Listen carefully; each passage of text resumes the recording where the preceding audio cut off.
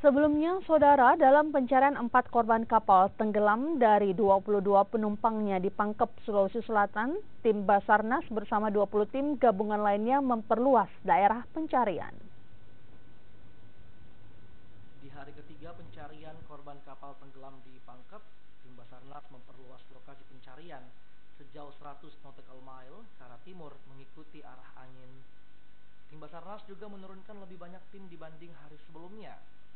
Salah satunya dengan menerjunkan 4 paramotor untuk melakukan pemantauan lewat udara. Pencarian korban kapal tenggelam oleh 4 paramotor ini dilakukan oleh TNI Angkatan Udara, difokuskan pada daerah pesisir dan di sekitar lokasi tempat kapal pengantar pengiring pengantin tenggelam. Sebelumnya, pada Rabu yang lalu, sebuah kapal motor yang mengangkut warga yang hendak menghadiri hajatan pengantin di Pulau Sametelu pada Rabu kemarin. 13 penumpang berhasil selamat sementara 9 orang meninggal dunia. Tim Liputan Kompas TV, Makassar.